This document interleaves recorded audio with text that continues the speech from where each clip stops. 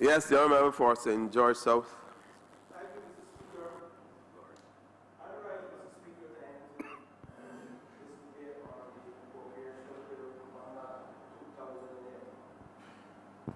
bill number 2018, sorry.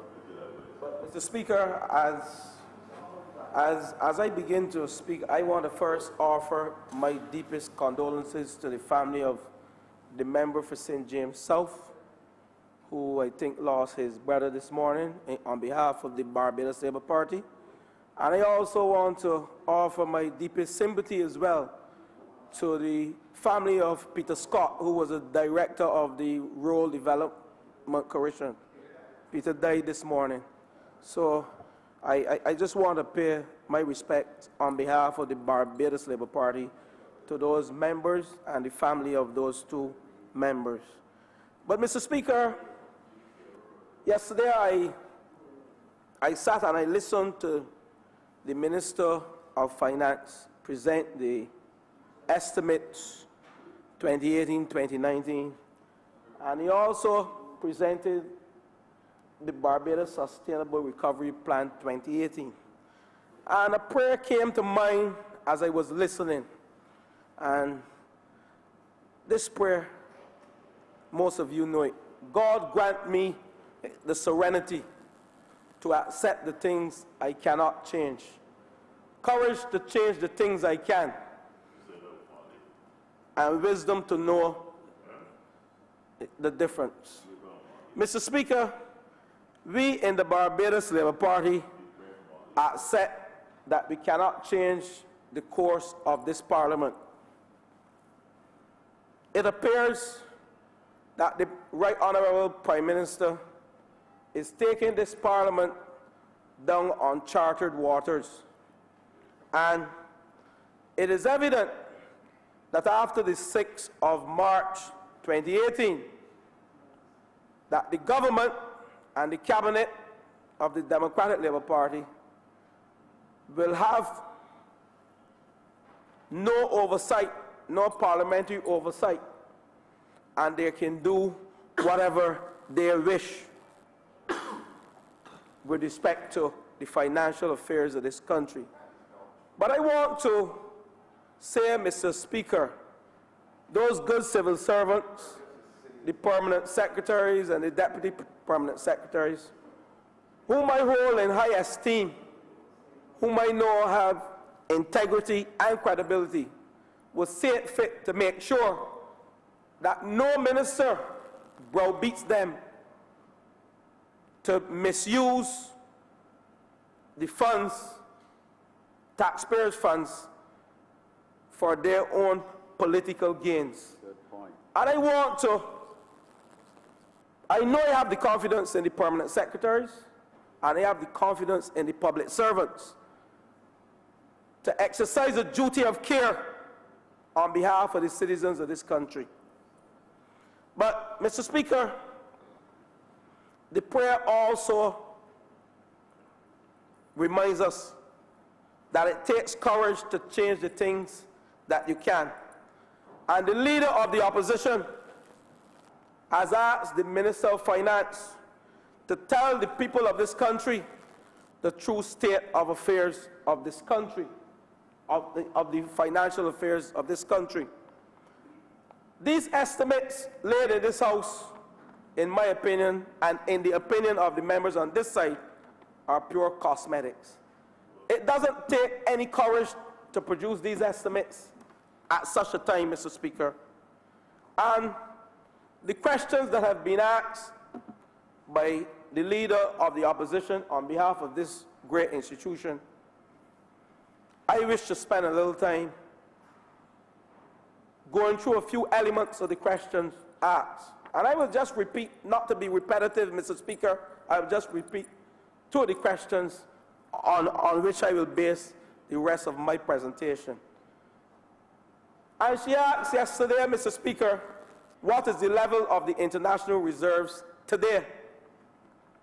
She also produced a statement late yesterday highlighting that the state of the reserves is a cause for concern, sorry, as I speak to you this morning, Mr. Speaker, through you, Mr. Speaker. And the next one, Mr. Speaker, question 8. How does the Minister of Finance intend to create the fiscal room necessary to pay for the renewal of a crumbling infrastructure that is negatively affecting our country, like the sewer system, the roads, buses, garbage truck? That was just to name a few. And I will spend the rest of my presentation going through the elements that relate to those two questions, Mr. Speaker. And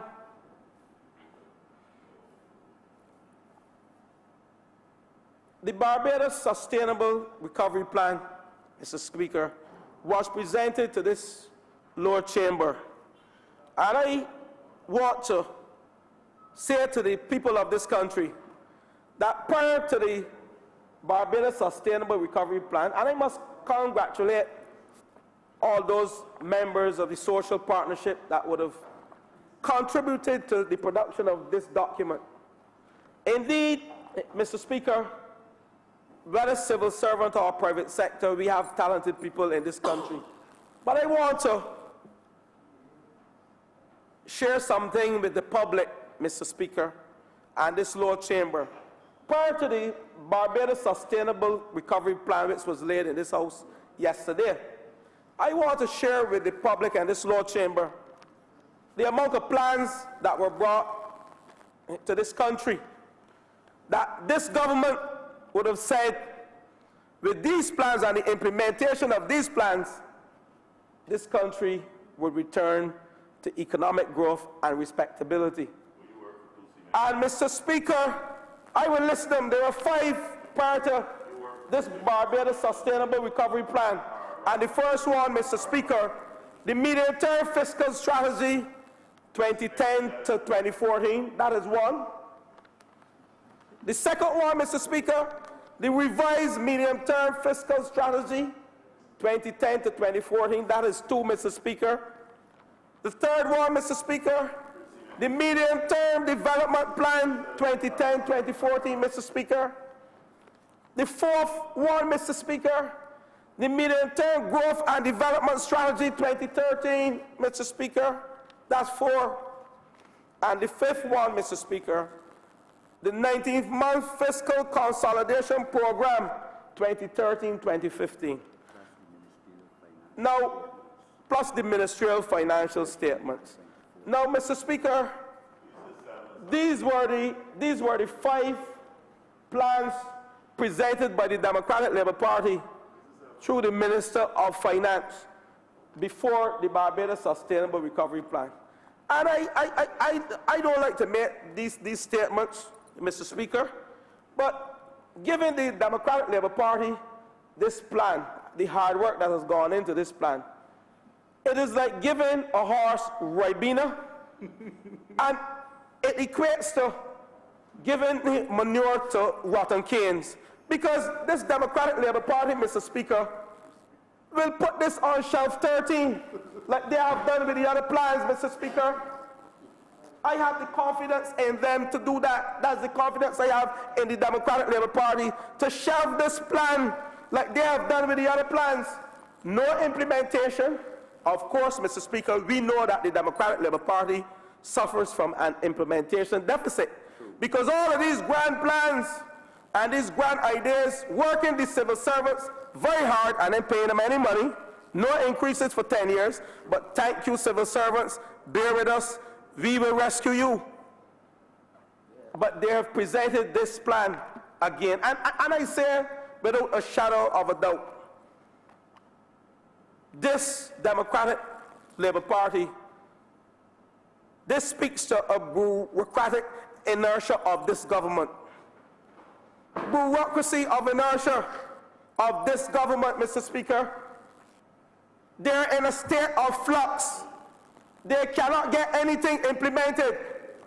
Don't matter how many plans you bring to this Democratic Labour Party, it becomes a problem.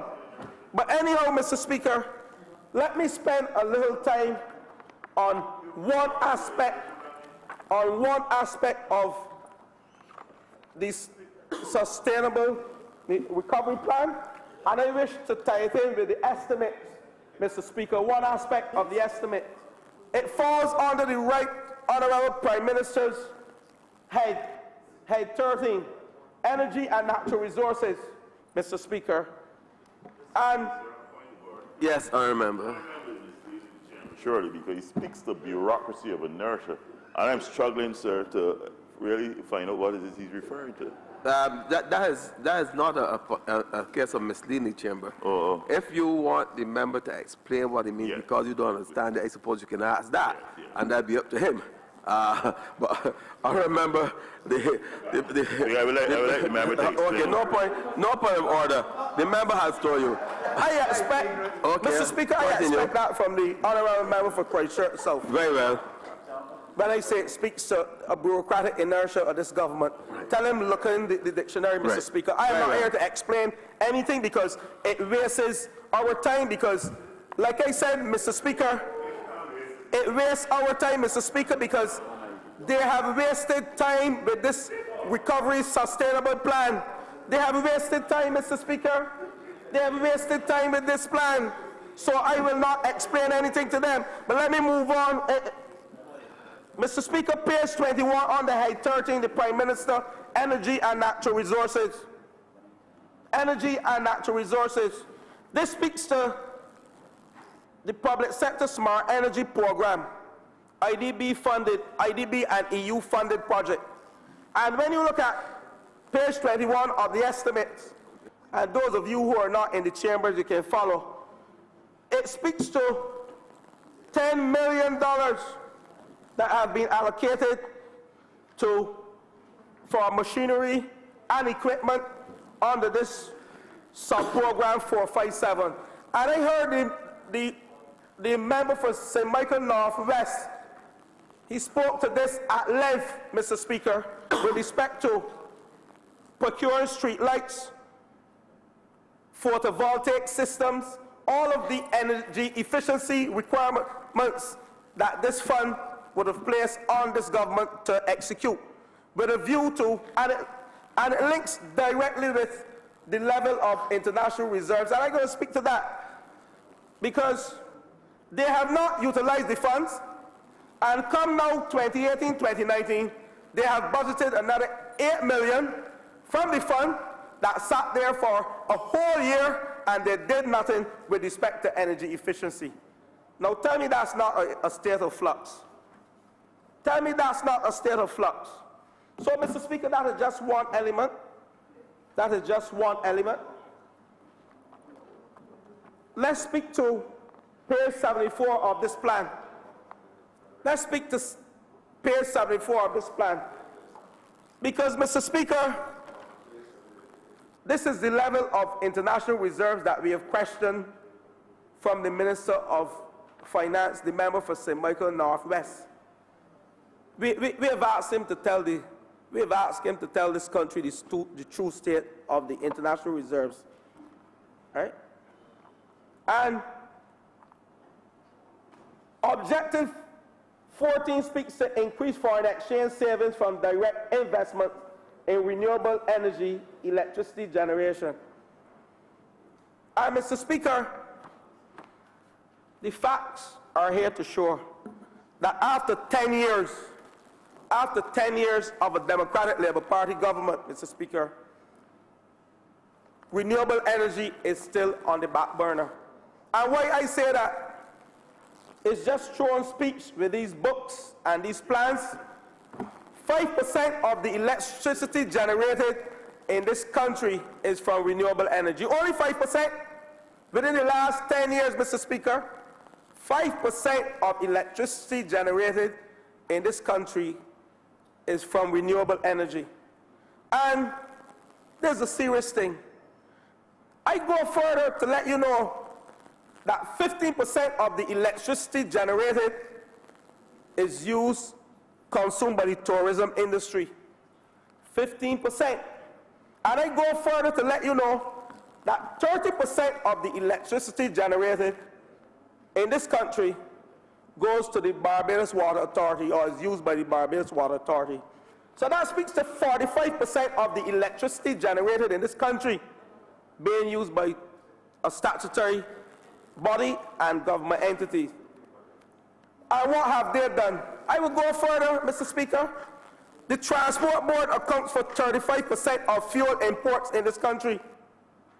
The Transport Board accounts for 35% of the fuel imports in this country, Mr. Speaker. And to cap it all off, the electricity accounts for 50% of the fuel import bill, and transportation 35%, 30 to 35%. Transportation, I said. Transportation, 30 to 35% of the fuel import bill. And you can see, Mr. Speaker, that the Democratic Labour Party, despite all its efforts to present all these recovery plans, you can see that it has lagged with respect to renewable energy. You can see that it has lagged as it relates to renewable energy. And I will go further. What are the action items listed in this plan, Mr. Speaker, to achieve 100% renewable energy as stated in the plan? You need action items, Mr. Speaker. You can't just produce a glossy, lovely book, Barbados Sustainable Recovery Plan 2018, with no action plans. And we have money being spent on fuel imports, and we are speaking about our foreign reserves at very critical level.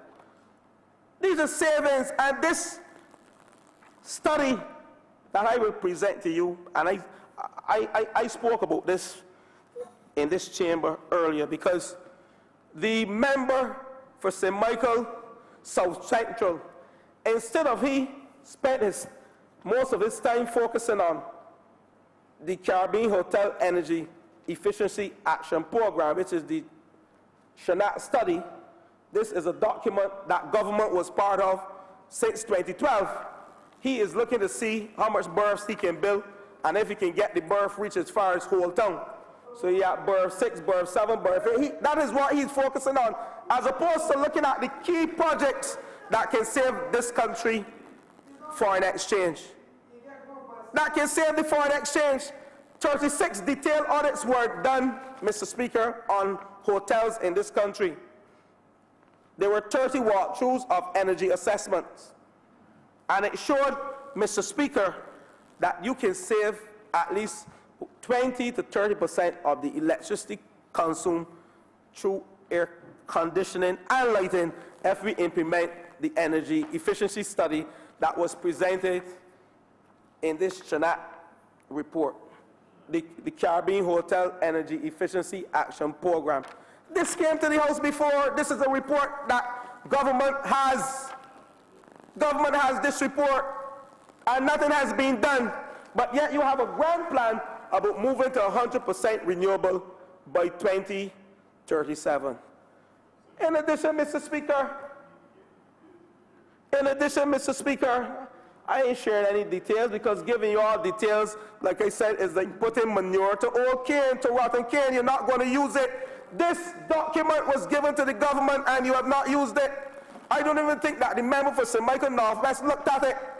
None of them, the Minister of Tourism, but yet they're giving concessions on top of concessions, but yet they're not looking to save good foreign exchange that is used to buy fuel oil, bunker C. But we are talking about 100% renewable, going 100% renewable, and twiddling our thumbs. A state of flux exists within this government. Now, Mr. Speaker,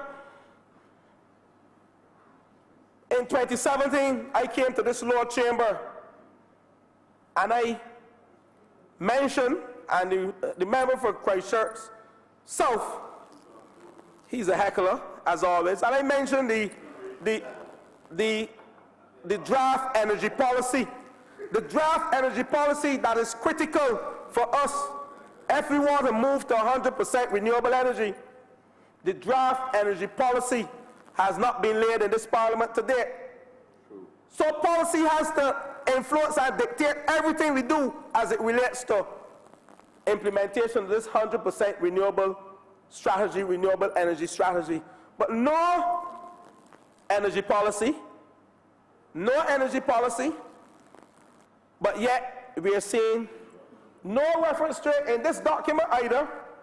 So I don't know how you are going to deal with how FTC going to create the tariff framework that promotes investment for all categories of investors that are mentioned in this document. We need the policy document to be approved in this parliament. We need the policy document. And Mr. Speaker, the whole transport system bothers me as it relates to renewable energy, because I said earlier that transportation accounts for 35% of the fuel import bill. Well, Mr. Speaker, the member for St. Philip North says 33. So there are into semantics and splitting hairs. We are here to in the semantics and splitting hairs. These are facts, Mr. Speaker. These are facts. These are facts. And Mr. Speaker, there was a pilot study, a pilot electric transport study done. That is with the Ministry of Energy. That is with the Ministry of Energy. And it took into consideration buses, taxis, ZRs, minibuses, peak demand, and how we will deal with electric buses and electric cars in this country. But what has been done with or to this study? It sits in file 13 again. Another case of inertia, culture of inertia in the Prime Minister's ministry. That is how he functions. A culture of inertia. So I would like the Minister, the Right Honorable Prime Minister, and also the member for St. Philip North to tell us what will be done to this pilot electric transport study, because I know that there is a dealership in this country for electric buses. There is a dealership already established in this country for electric buses. And I would like this government to tell the Bajan public, if you are going to move to 100% renewable energy, we don't have any buses, but yet there is a study here sitting. What are we doing as a government? It takes the courage, Mr. Speaker. It takes the courage to change the things that you can. And I'm asking this government, in those words, the serenity prayer, to find the courage to tell the public what are the true state of affairs in this country as it relates to the reserves, it relates to renewable energy, what we will do. And but Mr. Speaker, that's not all.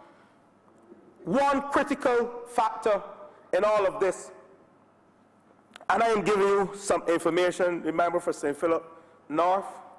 One critical factor in all of this, through you, Mr. Speaker, is the whole aspect of the license, the utility license.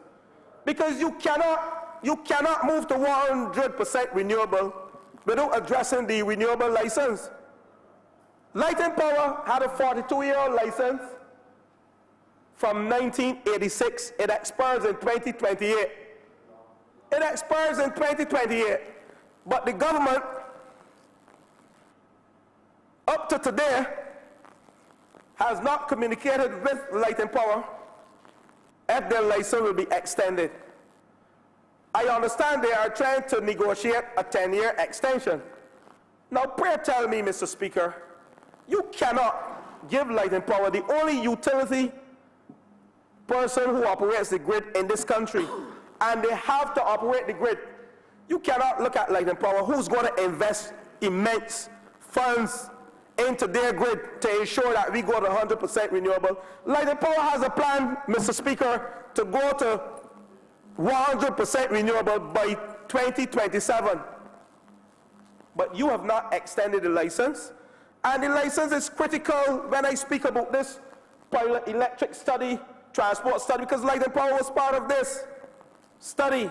Because they recognize in order to move to 100% renewable, you have to engage the grid. You have to allow them to upgrade the grid.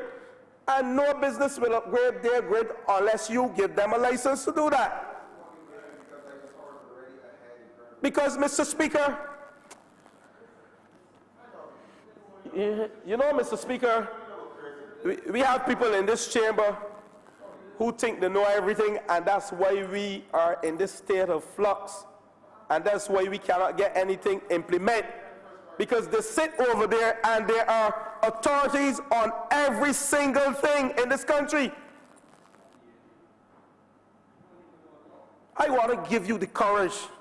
I want you to have the courage to address these issues, Mr. Speaker. I want you to have the courage to address these issues, Mr. Speaker. Because those are some of the issues in this country that we need to address. And, Mr. Speaker, don't matter the amount of heckling that is done from the other side, week on, the people of this country are still facing the negative effects or severe effects of mismanagement in this country and poor financial management. Mismanagement in all affairs, in all sectors, and poor financial management. So you need the courage to change. But I know that the people, Mr. Speaker, they have the wisdom to know the difference. They have the wisdom. That is why speeches like these give them the wisdom to make good choices on their behalf. And I say to you, Mr. Speaker, the day is drawing nigh. The day is drawing nigh. But before I end, Mr. Speaker, because I don't need 30 minutes to get over my points like some who ramble in here, Mr. Speaker, I heard the honorable member for St. Michael West Central in his presentation. He mentioned the whole aspect of restoration of salaries. West Central. And I want to briefly say to this honorable chamber and remind the honorable chamber and the citizens of this country, the Democratic Labour Party came to this chamber and said the economy was turning the corner. Those were the words used. This economy was turning around. It was turning the corner. They can see light, but it is a blind corner in my view. And what they did, they used it as the basis by which they restored their 10% of their salaries. True. They used it to restore their 10% at a time when the civil servants are begging for an increase after 10 years. The citizens of this country, as a result of the lack of the social programs in this country, they are seeing hardship. They're facing hardship. I remember. Yes, I remember. Sorry, Mr. Speaker, on a point of order, sir, I understand he said I made a statement. I have not spoken for the morning. No, I remember. I am not. But he said so. I don't remember. I don't remember. I'm not taking any point or when somebody's else and just rush it back and forth. I'm not dealing with that. And secondly, though, if he said St. Michael West Central, I believe he meant St. Michael Central. But he said that. Mr. Speaker, through you, St. Michael Central, Minister of Social Care. Sorry about that, Mr. Speaker. Sorry about that. And I wish to make this a document of the House, Mr. Speaker. The Barbados Labour Party's Member of Parliament donations to the following non-profit organizations. We said we will not accept our 10%. I wish to make this a document of the House. And we have donated monthly and also the retroactive pay to organizations like the Challenger Creative Arts and Training Center, the Salvation Army, the Diabetes Association of Barbados, Barbados Alzheimer's Association, the Barbados Cancer Society, the Barbados Association of the Blind and Deaf, the Eden Laws Youth Charitable Trust, the HIV/AIDS Food Bank, and the Barbados Vagrants and Homeless Society.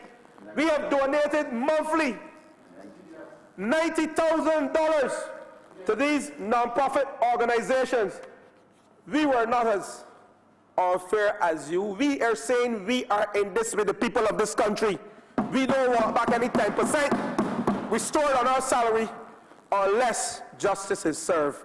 And we have given the people of this country the wisdom to make the right choice.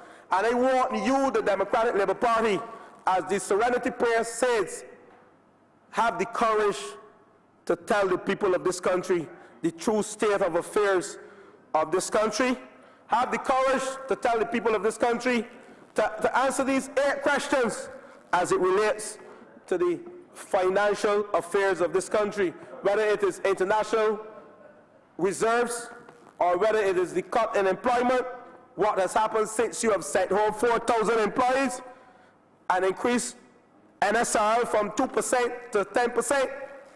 You promised to buy sanitation trucks, but you go up building a building for $24 million up in Vaucluse, and a truck costs $350,000. One truck costs $350,000. But yet, you will spend $24 million on a building that you can't get finished, and our garbage situation is worsening in this country. That is what the Democratic Labour Party has done to the citizens of this country. Honourable Member, please wrap up. Your time has expired. And Mr. Speaker, like I said, and I read the prayer, God grant me the serenity to accept the things I cannot change, courage to change the things I can, and wisdom to know the difference. I thank you, Mr. Speaker.